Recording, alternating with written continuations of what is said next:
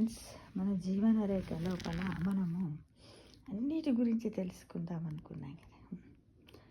అయితే రాముని తర్వాత తదుపరి వంశక్రమము ఎలా ఉంది చాలామందికి తెలియదు. ఇప్పటివరకు నాకు కూడా తెలియదు ఫ్రెండ్స్. దాన్ని మనం ఇప్పుడు తెలుసుకుందాం. శ్రీరాముని నుంచే మొదలు పెడతాం. శ్రీరాముని తదుపరి వంశక్రమం అని ఏంటిది? శ్రీరాముడు కుమారులట లవకుశులట.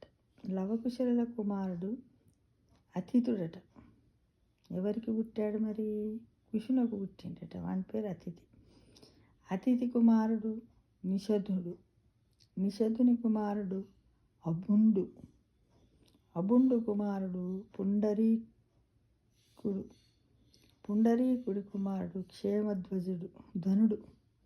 క్షేమధ్వనుడు కుమారుడు దేవంతుడు. దేవంతుడి కుమారుడు దేవనీతుడు. దేవనీతుని కుమారుడు నహీనుడు. నహీనుని కుమారుడు భారీయత్రుడు. భారీయత్రుని కుమారుడు బలుడు అంట. బలుని కుమారుడు జలుడు. అబ్బా, ఎంత బాగా గెలిచింది కదా. బలుడి కుమారుడు జలుడు అని పేరు పెట్టారు. జలుడు కుమారుడు వజ్రనాభుడు. వజ్రనాభుడు కుమారుడు శంఖుడు. శంఖుడు కుమారుడు విద్వతి. విద్వతి కుమారుడు హిరణ్యాక్షుడు. హిరణ్యాభుడు.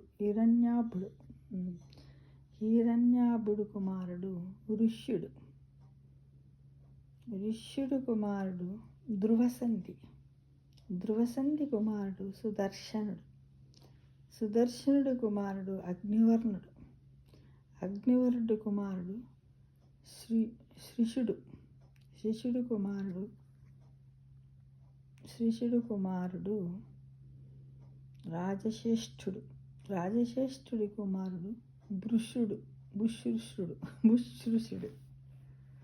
తర్వాత బుశ్రుషుడు కుమారుడు నంతి.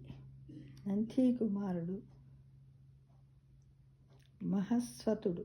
మహస్వతుని కుమారుడు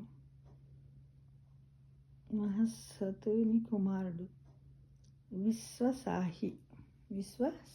అంటే రాముడి తర్వాత ఈ విధంగా వంశక్రమం ఉంటుంది కదా. మన తాతలు ముత్తాతలు ఎలా ఉన్నాడో రాముడి తర్వాత కూడా ఇలా ఉందంటే రాముని కొడుకులు లవకుశులు. లవకుశుల కొడుకులకు ఎవరు పుట్టారు? మళ్ళీ ముని మనుమలకు ఈ విధంగా రాముడి యొక్క తదుపరి వంశక్రమాన్ని మనము ఈరోజు జీవనరేఖ అనే శీర్షికలో తెలుసుకున్నాం ఫ్రెండ్స్.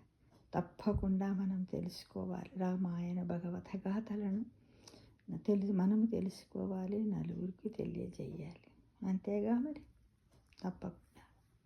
సర్వే జన సుఖినో భవంతు. జై శ్రీరామ్, జై శ్రీరామ్, జై జై శ్రీరామ్. సర్వే జన సుఖినో భవంతు.